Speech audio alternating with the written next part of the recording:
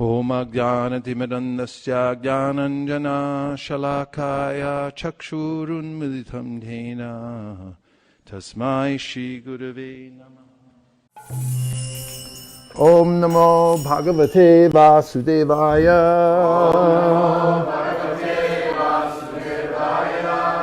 Om Namo Bhagavate Vasudevaya. Om Namo Bhagavate Vasudevaya. Narayanam Namaskritya Naram Chaiva Narottamam Devim Sarasatim Vyasam Tato Jayam Udiraye. We're reading from the Srimad Bhagavatam, Canto number 11, chapter 21. Today's text is 18. Yata yata, from whatever. Nivarteta, one desists.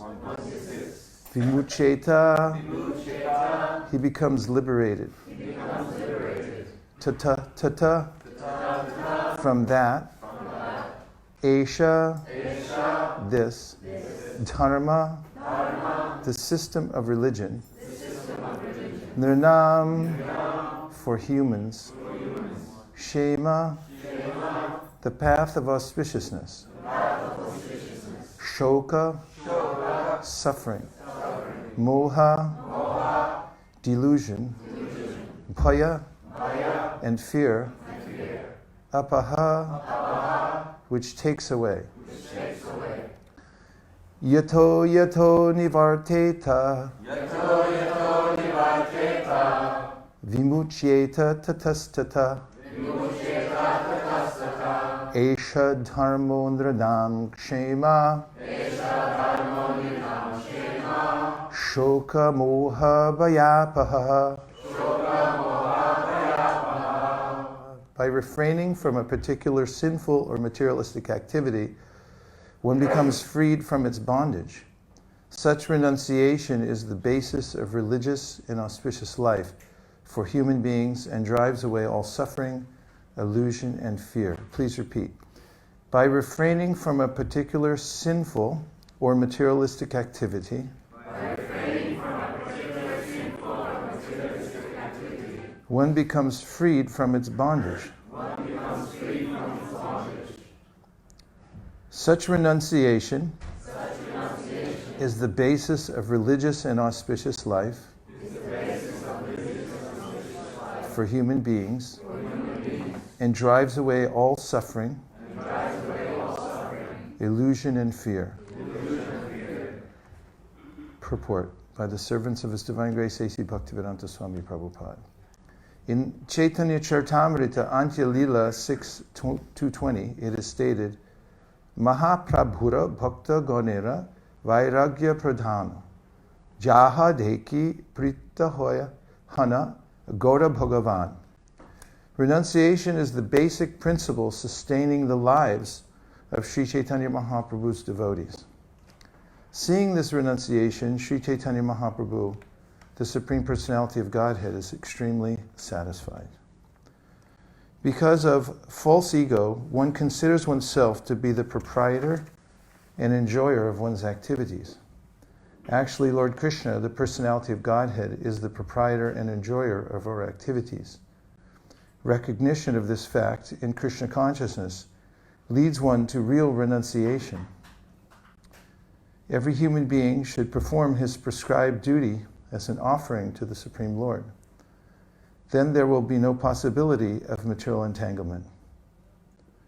Lord Krishna clearly explains in Bhagavad Gita that prescribed duties performed as an offering to the Lord award liberation from material bondage. Sinful activities cannot be offered to the Lord, but must be given up altogether. In effect, the distinction between piety and sin is made so that the living entities will become pious and eligible to surrender to the Supreme Lord. In effect, the distinction between piety and sin is made so that the living entities will become pious and eligible to surrender to the Supreme Lord. As explained in Bhagavad Gita 7:28, Yesham tvantakatam papam jananam punya karmanam te dvandva mohaniyan mukta bhajanti mandrada vrata. Persons who have acted piously in previous lives and in this life, whose sinful actions are completely eradicated and who are freed from the duality of delusion, engage themselves in my service with determination. By thorough piety, one's life becomes auspicious and freed from lamentation, illusion, and fear, and one can then take to the path of Krishna consciousness. Yato nivarteta vimucheta tatastata esha dharmo nranam shema shokamoha vayapaha. By refraining from a particular sinful or materialistic activity, one becomes freed from its bondage. Such renunciation is the basis of religious and auspicious life for human beings and drives away all suffering, illusion, and fear. So first in the purport, the authors, the commentators, mention that the renunciation sustains the lives of Sri Chaitanya Mahaprabhu's devotees. This renunciation is not the kind of renunciation of the Gyanis who, for the sake of distancing themselves from the senses and the material world, restrain their senses. Rather, the renunciation exhibited by the great devotees of Chaitanya Mahaprabhu, like the Goswamis, who are sung about by Srinivasacharya, who said, Tyak Vaturnam Ashesha Mandalapati Shrenim Sada Tuchavad, that Rupa Sanatan Goswami and others who came from aristocratic, very wealthy backgrounds were able to give it up very easily. What to speak of Raghunath Das Goswami, who came from a billionaire family and who was wont to join Chaitanya Mahaprabhu and simply dedicate himself to chanting the holy names of the Lord. This renunciation of the devotees of Chaitanya Mahaprabhu comes about by a higher taste. And this is the basic principle that Krishna speaks about in the Bhagavad Gita. The very basic way this verse is mentioning that real religious principles is based on giving up the desire to enjoy the material world. For the enjoying spirit is actually the enemy of the soul, because it's a mistaken idea, as mentioned by Kavi Havi Yogendra in the 11th canto of the Srimad Bhagavatam. Bhayam dvitiya binibesha tasyad ishad apetasya viparyo smritihi. Viparyo smriti means when one's intelligence gets turned around backwards and one thinks that one is the enjoyer, then one becomes full of fear. Bhayam syat. Fear arises in the life of somebody who thinks that I am meant to enjoy this world.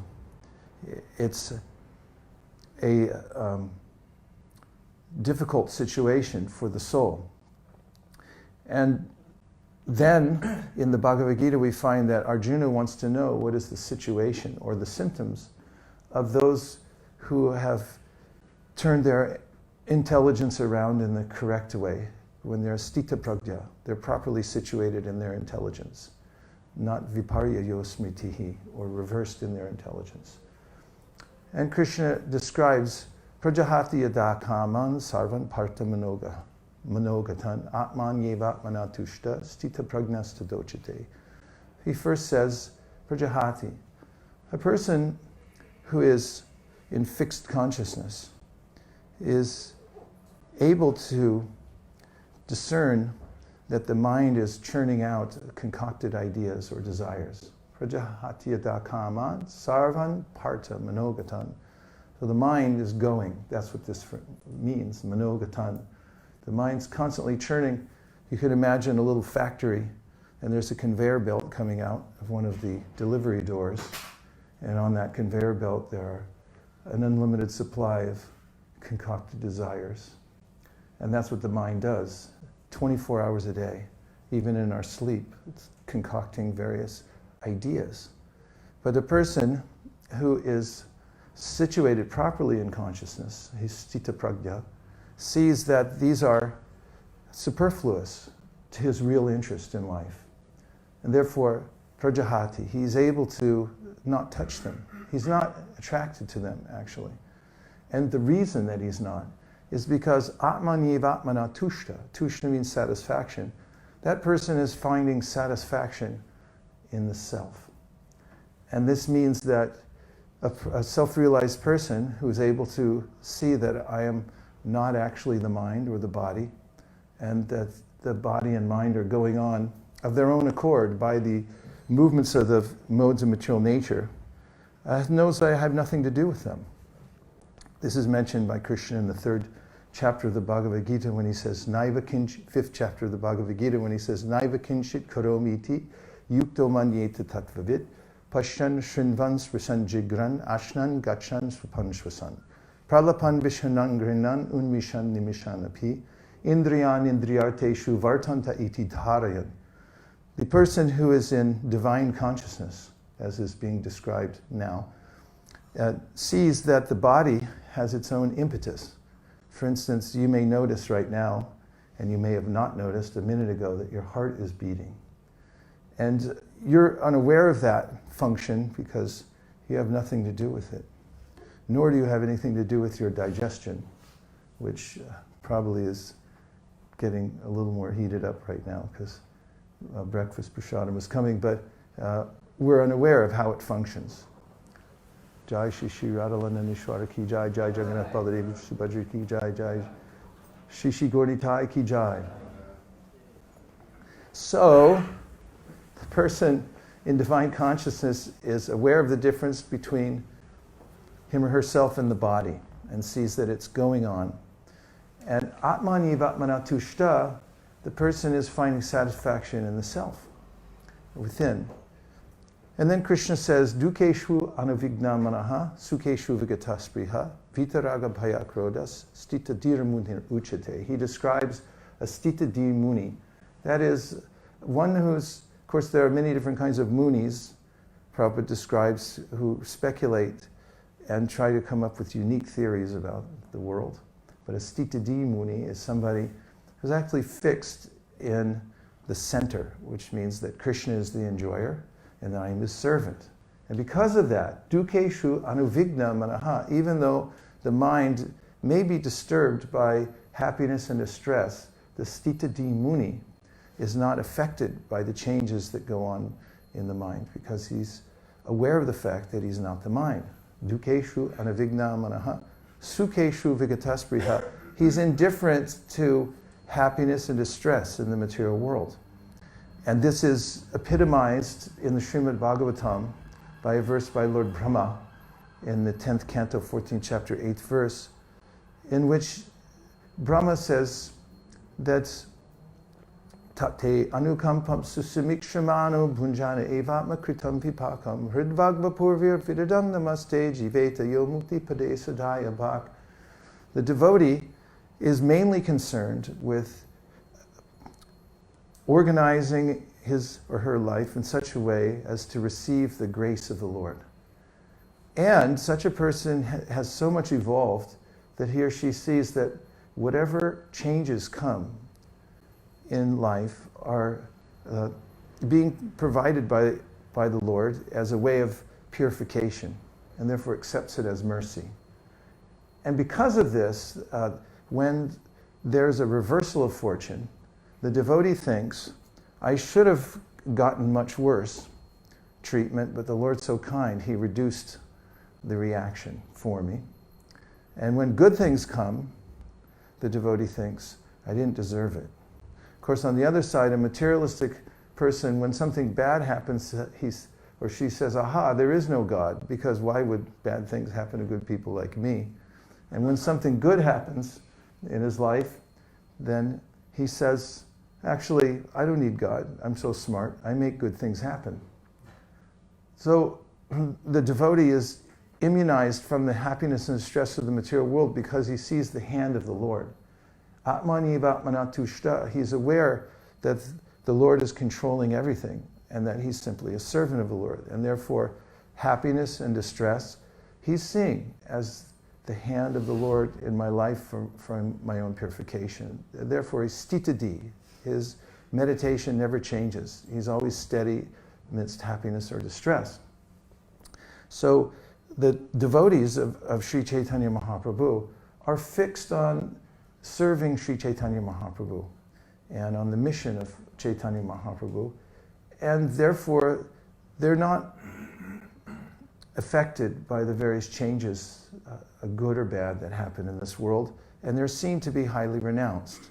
And it's based on this principle of a higher taste. So what is the higher taste, actually? It's very practically described that we are parts and parcels of Krishna.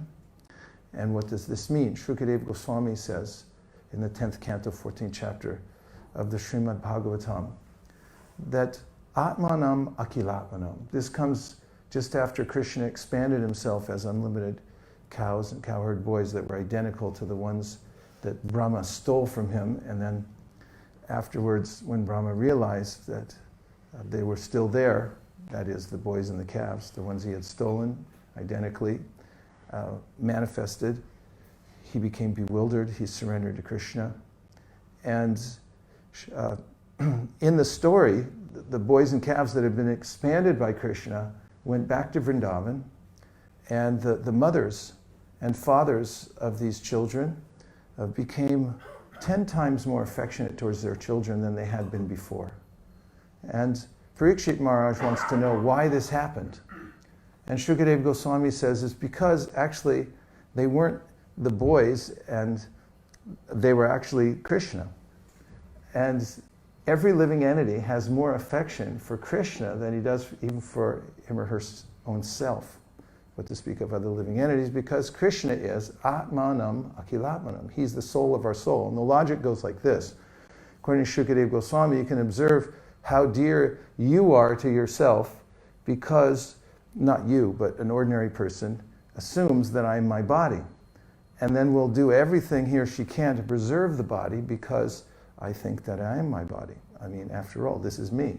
So I will do everything that I can to make sure that my body is myself, comfortable, and that I don't perish.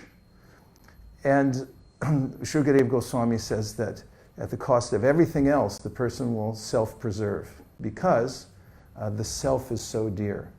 Of course, we know from many examples given in the Bhagavatam that as soon as the Atma leaves the body, no one cares for the body anymore, which to someone who's observant will be able to say, aha, actually the body's not so important. But while I'm in the body, it seems as if I'm the body, and therefore I value the body the most. So Shukadeva then says, if you're so dear to yourself, then what to speak of the soul of your soul, the self of yourself? Atmanam, Akilatmanam. Krishna is the soul of all souls.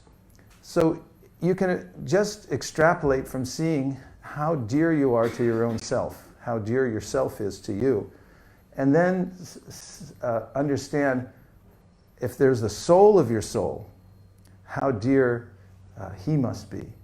So Shukadeva then says, those who are able to understand this point and focus their attention on the soul of their soul, they've really got the secret to life.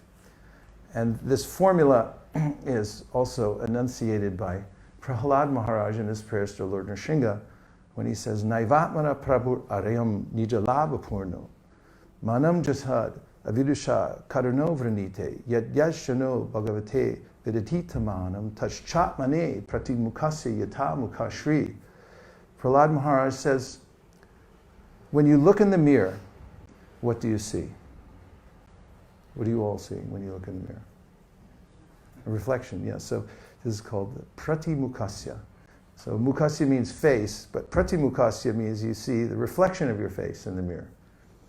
And in the same way, he says that Krishna, he is the origin of the self.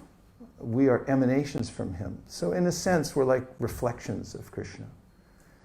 And then he says that when we offer something to Krishna, it's not for Krishna's benefit because he's labhapurno. He's completely he's complete in himself. Om Purnamada Purnamidam. He doesn't need anything from us. But when somebody offers something to him, then the person who offers it becomes fulfilled, and then he says, just like when you're looking in the mirror and you decorate your face, then the reflection in the mirror is also decorated. So in a similar way, when you decorate Krishna and you give to Krishna, then you become decorated. You become satisfied. Now this is, if someone understands this, they understand the secret to happiness in life. Because real happiness comes from sacrifice to the Supreme Personality of Godhead. This is counterintuitive to every sign we saw taking the subway here along the way. And everywhere you go in the material world, it's advertised that if you try to enjoy by drinking various substances or living in a certain place, then you'll be happy. But Prahlad Maharaj goes on to say, Kutra shisha shruti sukham mrigatrishni rupa. Where is that happiness through the senses? Kutra, where is it? Kutra shisha, where's the benediction you get from material nature, from trying to enjoy? He says it's just like a mrigatrishni rupa, or the mirage in the desert. The mirage looks like water, but it's not actually there. And therefore the deer, the mriga, they run after it, thinking they're going to get their thirst quenched. But they just drop dead. So similarly, in the material world, everyone's chasing the illusion of happiness. They never find happiness because they're looking in the wrong place. It's not actually there. It's only a reflection of happiness. So Prahlad Maharaj then says, if you understand what the source of the water, of the illusion is, or of the mirage, you can drink real water. And this is the secret to happiness, is understanding I am a part and parcel of Krishna. Krishna is the original source of everything and the owner of everything. And when I sacrifice for Krishna, as Krishna says in the Bhagavad Gita, sacrifice was offered at the beginning of creation, and this is what sustains all living entities. Then I have the secret to happiness in life. So, in concluding the purport, the authors give the verse, Yesham tvanta katam papam jananam punya karmanam te dvandva mohanir mukta bhajantimam dhridavrta. When one becomes free from the unnecessary attachment to frivolous sense gratification, then one can have a good chance of steadily performing devotional service. And therefore, is advocated throughout this chapter that one live a life which is unencumbered by activities that are unnecessary. And this gives one a chance to fully focus on the direct processes of devotional service, which give one the sense of happiness Krishna finally describes as the last verse in the series when he talks about a stita-di, or somebody who's fixed in consciousness, when he says, Vishaya vinivartante niraharasya dehina rasavarjam rasopyasya param jushva nivartate. And that is that a person who is restraining his senses will find that the taste for the sense objects remains. But when somebody experiences a higher taste, then he forgets about the engagement of his senses and sense objects for sense gratification altogether. And this is what he calls the higher taste, which is available through the practice of Krishna consciousness. So these are a few opening remarks, thoughts about the verse itself and the purport. And now we'll take some reflections or questions to help expand the conversation. Prabhu. Hare Krishna. Thank you very much. Hare Krishna. I'm reflecting on this idea of the higher taste, and as you're saying, coming in contact with your own sense of inner self, becoming in contact with the Supreme Soul of the Self, and that's Krishna, and understanding that ultimately, to me, that means understanding what your eternal identity is in the spiritual world. So that's a whole process that a devotee goes through in their journey in practicing Bhakti Yoga Krishna consciousness. But is that ultimately our goal then, is to come to understand what is our siddha-deha, what is our identity, what is our service with Krishna in the spiritual world? And in that sense, we experience a higher taste, or are we simply struggling in the material world until we come to that level of realization? What a nice question. Thank you for asking it. The answer is yes and no. The yes part is that, yes, the ultimate goal is to realize one's siddha-deha. Ultimately, until one has reestablished a relationship with Krishna, whatever kind of shelter one takes anywhere, in any of the three worlds, will not be substantial enough to keep one steady. Therefore, the demigods praying to Lord Krishna within the womb, just before he appears, say, Yene ravindaksha vimuktamaninas tvayastabhava vasudha buddhaya aruya krishna paramparam tata patantyato nadarta yushmadangraya. This means that until one has established one's relationship, a personal relationship, because his beautiful form is mentioned, Yene Aravindaksha, he has beautiful lotus eyes, then whatever imagined form of liberation one's achieved, one will fall down from, because avashuddha buddhaya, one hasn't completely purified one's intelligence.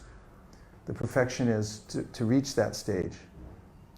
Moreover, in the Nectar of Instruction, Rupa Goswami describes, as he calls, the essence of all advice. In a concise verse, he says, Tanama rupa charitari sukirtananu smrityo kramena rasana manasini yoja tishtan vraje tananuragi jananugami kalam nayed akilam itupadesha sarum. The sarum, or the cream of upadesh, of all advice that he's giving, is that those who nicely organize their time to hear, chant, remember Krishna will gradually become attracted to a particular resident of Vrindavan and the mood of service of that particular resident in Vrindavan, and then will follow in the footsteps of that person by hearing exclusively and practicing in that same way. And then one will be reinstated in that position. Normally, one would take another birth, at least one, in a place where Krishna is performing his pastimes in the material world, and there become more fully trained up by that particular parishad, or eternal associate of the Lord, and then become reestablished in one's relationship with the Supreme Personality of Godhead. So this is the ultimate goal. Nonetheless, Rupa Goswami describes in the Nectar of Devotion that pure devotional service and its pursuit is so powerful. There's 6 qualities. The first quality is that it frees one from all distress. And the reason is, the moment one has the inkling that this is the real path in life, I want to take to the process of pure devotional service, following in the footsteps of the great souls, one becomes liberated. And one of the characteristics of this liberation is one becomes free from all distress, because there is one cause for all distress in this world, and that is sinful reactions and the desire to perform sinful activities. But the power of devotional service is so great. Rupa Goswami quotes from the Padma Purana. He says, Aprarabdha palam papam kutam bijam palom mukam kramenaiva praliyante Vishnu bhakti ratatmanam. Means that as soon as one takes to the process of devotional service, even a neophyte, becomes free from all stages of karma. That is prarabdha, the manifest karma, that is this body. He no longer has a material body. He may not have a siddha-deha, but he has what is called a sadhaka-deha, or practitioner's body. And he becomes free from all past sins as well. And those kinds of sins that are in potential form, that are set to manifest later on. And therefore, there's an immediate sense of connection to Krishna, even when one takes to the process of devotional service in the beginning, that gives one a higher taste over base sense gratification. that one has to wait till one has one's Siddha Deha. Nonetheless, you mentioned that there is a struggle period. And in the Srimad Bhagavatam, it is mentioned that there are three kinds of people. Two of them enjoy happiness, and the third class suffers. Should I name what they are? Yes.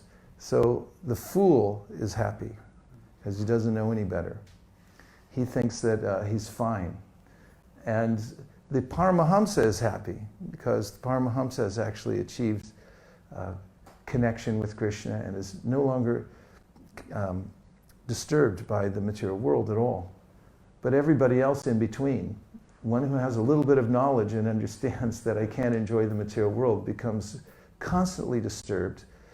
And until one actually passes through anartha nivritti and comes to nishta, means a steadiness in devotional service, tada rajas tamo bhava kamalubarayaschaye cheta iter anavidam stitam sattve prasidati, and becomes situated in shuddha sattva, past the changes of the material nature that affect one's mind and body. Then one suffers the reactions in the material world. And that is described as an interim stage that Krishna himself tells about Uddhava in the 11th canto of the Bhagavatam, when he says that there are people who are performing devotional service, jata shraddha makatasu nirvina sarva karmasu veda dukatmakam kamam parityagi pyanishvara tato bhajeta mamprita shraddhalur jujunishchaya jushamanams tatam kamams dukadarkams tagarayan. They've wakened their faith in devotional service, in hearing about Krishna. They are disgusted with the material world. They also know that all sense gratification leads to misery. But parityagi panishvara, they can't give it up anyway. They don't have the power yet to give it up. Krishna gives the advice, tato bhajeta mamprita shraddhalur jnanishchaya. Maintain your faith in the process, he says, and continue even though you're struggling. And he says, Garayan, be a little bit repentant that you can't do it, but not a lot repentant, because you're already on the path. And you'll come to the perfect stage by following the process of devotional service. Krishna's advice. Other questions? Or Hare Krishna. Hare Krishna. Thank you, Vaisesika. Krishna being the soul of our soul, I quite like that. In the fourth canto, the description of King Puranjan, Srila Prabhupada said that he refers, there is a term called avignata, refers to the Paramatma being the oldest friend of the living entities. Srila Prabhupada says from the time that we fall down, he accompany us in this material world. I assume when you say that Krishna is the soul of our soul, does it refer to that same person, the Paramatma? And if he does, I mean, I never read it anywhere, but I heard several times that when we go back home, back to Godhead, there is no more. The Paramatma is not there anymore, because we are straight face to face with the Bhagavan. What is your... That is correct. When we're in the material world, Paramatma accompanies us, because that's our relationship with him in this world, which is tit for tat. Asau gunamayar bhaver bhuta sukshmendriyatma bi swanirmiteshu nirvishto bhunte bhuteshu tat gunan. This is mentioned in the first canto, second chapter of the Srimad Bhagavatam, in which is mentioned at the beginning of creation. The Lord enters within the heart of the living entities conditioned by the material modes of nature, specifically to facilitate his enjoyment of the material world. Therefore, when Lord Chaitanya Mahaprabhu is speaking in the Shikshashtakam, he says, Nadanam Najanam no sundarim kavitam lam jagadishvare. He's talking to the Jagadishvara, or the Lord of the material world. Paramatma is like the Lord of the material world. All the Purushas, they're overseeing the living entities who are conditioned by material nature. But when one develops Krishna Bhakti, then one enters into a relationship with Bhagavan. And Paramatma is not there in the spiritual world with the living entity, because one's directly in contact with Krishna in his relationship. The eternal form of the devotee and the eternal form of Krishna are there in proximity in either Vaikuntha or in the Goloka Vrindavan. So Prabhupada describes it like a temporary manifestation of Krishna to oversee the activities of a living entity just in the material world. So he's not anymore the soul of our soul when we become liberated. No, Krishna is always the soul of our soul, but the relationship changes. Krishna manifests himself according to our desire. And in the material world, he manifests in such a way that he's there to fulfill the yeyatam amprapadyante, the desire of the living entity according to his sojourn in the material world. He's desiring many material things. The Lord oversees that. When we want to serve Krishna, then out of pure bhakti, he manifests himself as Sri Sri Radha Landanishwar. Because that's the form of the Lord in which one's seeing, let me satisfy the senses of the Lord. As Paramatma, the Lord is satisfying our desires for material enjoyment, overseeing. So Prabhupada mentions this in the third canto, that the Lord manifests himself according to the desire of the living entity. Yes, Prabhu. Are we finished in 4 minutes? Is that how it works? This verse is the verse in the purport is stressing piety. Srila Prabhupada says in one place, if you're the most sinful, then you have the first priority to get Lord Chaitanya's mercy. So we see many people who are living in pious life, they come to Krishna consciousness, they take it up enthusiastically, whereas many pious people who come to our society, they don't seem to take it up. So why is piety so stressed? Well, of course, this whole chapter is about that. It's about people who are living outside of the rules and regulations of devotional service or of varnashram even. And he's giving a definition of what is pious and impious. And it's relative according to the position of the person. For instance, for a sannyasi to interact intimately with women is very impious. For a grihastha, it's necessary because that's the duty of the grihastha. So there's an adjustment according to one's position in this world of what is piety and impiety. And if I understand your question correctly, how is it that some people who seem to be impious, that is, they're really absorbed in some kind of sinful life and they don't come from a very good background, take to Krishna consciousness readily, whereas those who seem to be following rules and regulations of varnashram and so forth may not take to Krishna consciousness? Was that the essence of your question? Well, one answer is that bhakti is not dependent on external circumstances necessarily. Although, as invoked in this chapter, yesham tantakatam papam jananam punyakarmanam te dvandva mohanir mukta bhajanti mam drida vrata. If one is not harassed by the impulses of the senses due to bad conditioning, it's a lot easier to take to devotional service. One can be dritavrata when one's freed from that. And we also see that. Sometimes people come to devotional service with great intentions, but because of their past activities, for instance, one may be predisposed to intoxication, and it may be very difficult to give up. And despite practicing devotional service for a long time, one may revert to that again and again. That's possible.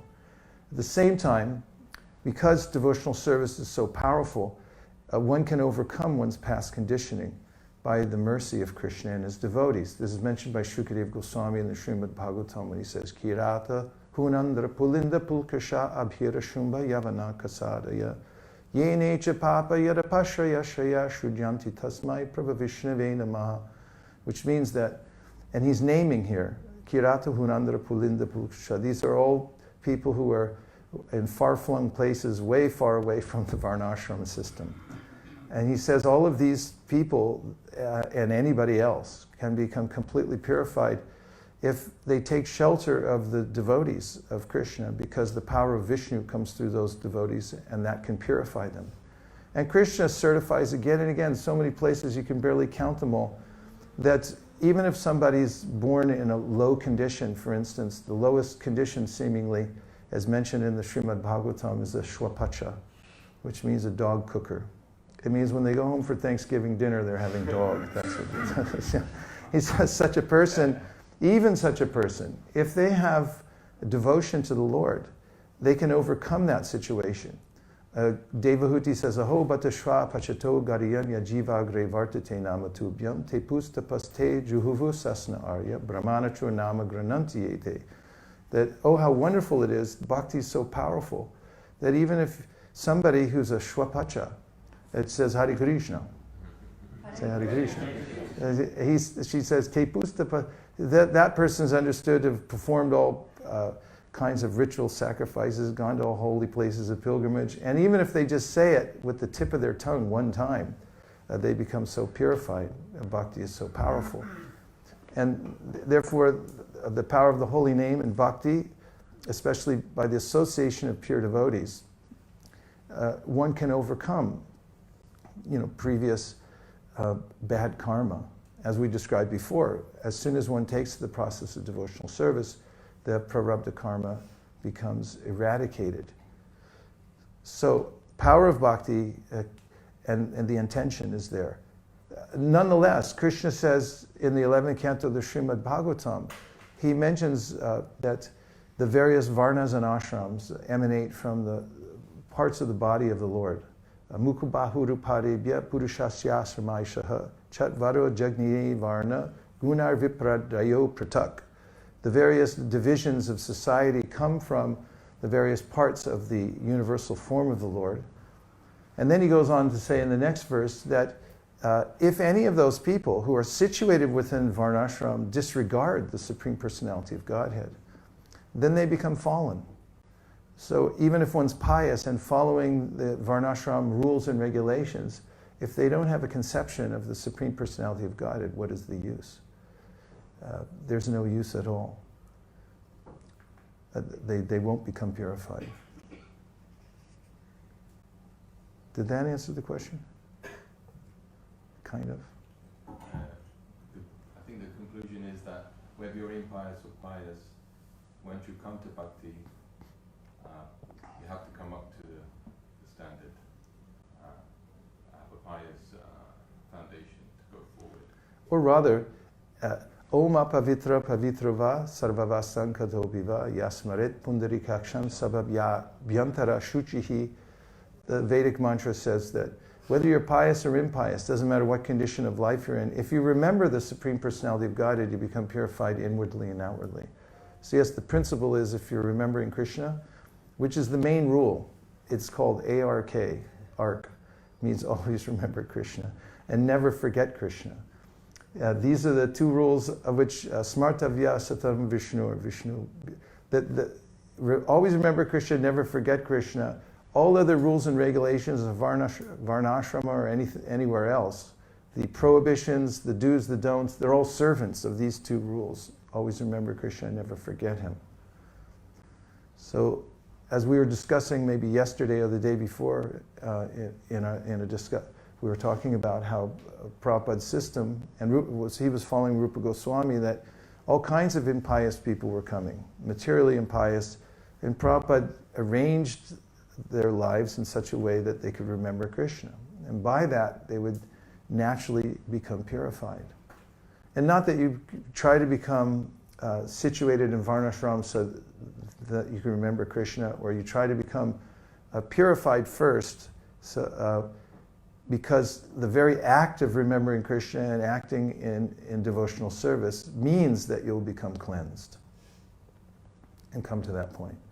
The prohibitions, the few little regulations that Prabhupada asked us to follow, they're just very simple, basic things, so you don't really mess your life up.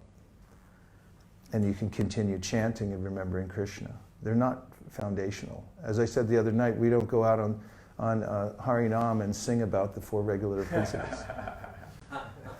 and it's not what we preach. Hi, how you doing? Do you eat meat? We talk to people about, how to adjust their lives so that they can feel happy by remembering Krishna. Yeah. Really, what time is it over? Oh. Krishna Prabhu, thank you very much for the enlightening words. Hare Krishna. Just one quick question. Yes, Prabhu. The second verse of the Shikshastakam about being devoid of all sense of false prestige and being more humble than a blade of grass, and enables one to chant the holy name constantly. Could you give some realization, some understanding of that? I mean, from your personal experience, give some of your realizations. Well, the verses follow. It's the third verse, and it follows Nam Namakari Bahuda Nija Sarva Shaktis Tatrarpitanya Mahita Smaranena Kala Tatadrishi Tava Kripa Bhagavan Mamapi Durdaivam Idrishami Hajani Nanuragaha. So the devotee's praying like this: Oh my Lord, you have hundreds of thousands of names. There's no hard and fast rules for chanting them. All your personal potencies are there. All success is there from chanting the holy name. But I can't do it. Therefore he says, Durdaivam, I'm star-crossed. I'm cursed. Why can't I do this? Then the advice comes. How do you do it if you can't do it? Aturnadapi sunichena, toror api suhishnuna, amanina amanadena. So amanina means don't be the man. Everyone wants to be the man. They say, I'm the man. You're the man. Amanina means don't be the man. This is the remedy. Just step out of that situation and be very, very humble and practice humility, because then he says you can chant with sincere feeling. And if one takes a little time before chanting Hare Krishna, as an example, to feel that one is akinchana. Queen Kunti says that this is the only way to approach the Lord with sincere feeling. And the only way to chant good japa is with sincere feeling. You can do it through focus, or trying to control the mind, or you can keep a little stopwatch and keep clicking it every few minutes to see you're on track. It's good and important, but unless you chant with sincere feeling like Krishna, I don't have anything, and I'm helpless, and please help me, please let me surrender, let me be sincere. It has to come, if it comes from the heart. Then one can be successful in one's chanting. Successful means that one's chanting with feeling. So Kunti says, Janma Ishvarya Shritushi Bir Edamana Madapuman Naivar Yavidatum Vai Twama Kinchana Gocharam. That if you become akinchana, kinchana means something. Everyone thinks I have something. Even little worm thinks, hey, I get this whole garden to myself. And everyone's thinking that I have something.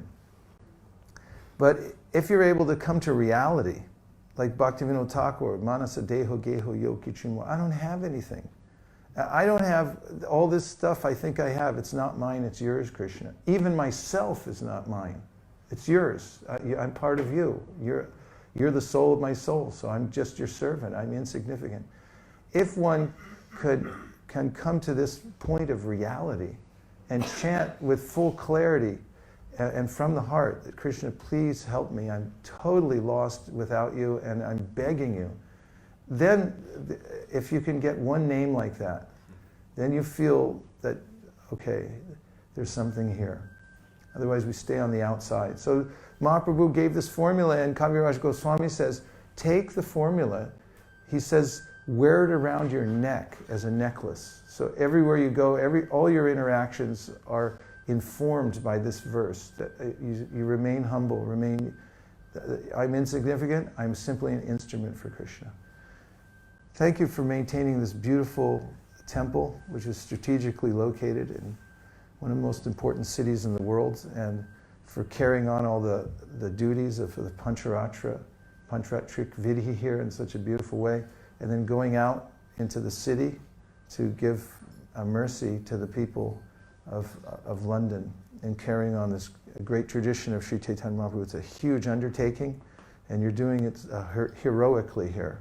So thank you, and my obeisances to everybody. Gaur Premanande, Nitai Gauda Haribo, Haribo, Haribo, Nitai Gauda Haribo, Nitai Gaura Hari Bo,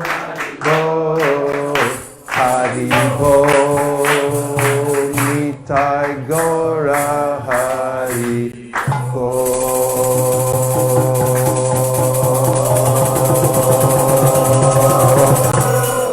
Vanchakalpadurusha Kripasinavevcha Patitanam Pavanibhyo Vaishnavebhyo Namo Namaha Nantikoti Vaishnavendiki Jai. Marman, Natari Marman, Natari Marman, Natari Marman, hey, Natari Marman, Natari Marman, Natari Marman, Natari Marman.